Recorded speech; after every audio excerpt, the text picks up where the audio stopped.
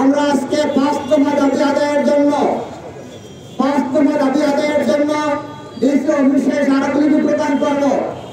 এর পূর্বে এই সমাবেশে আমরা দু একটি কথা বলতে চাই। পরিষ্কার কথা হচ্ছে, সাগর রোগের রক্তের উপর দিয়ে যে সরকার সরকার প্রতিষ্ঠিত হয়েছে, সেই সরকার কোনোভাবেই জুলাই সনদের সাথে টাল বাহানা করতে পারে না।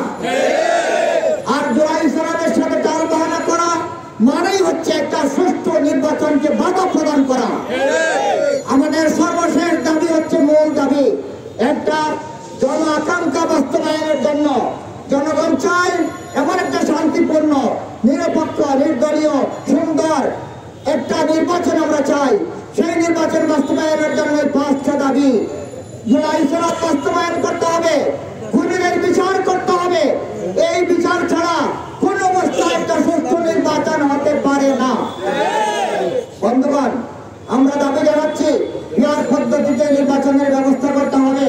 যাদের কারণে আমাদের এই পাথর চাপা সরল, এই জুলাই বিপ্লবকে আমরা স্বীকৃতি দিতে চাচ্ছি না কেন?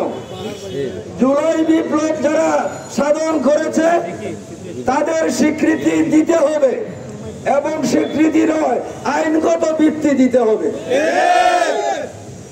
পৃথিবীর অধিকাংশ দেশে যেখানে পেয়ার পদ্ধতি আছে, আমাদের কিছু রাজনীতিবিদরা বলছেন যে পেয়ার পদ্ধতি তারা বুঝেন না।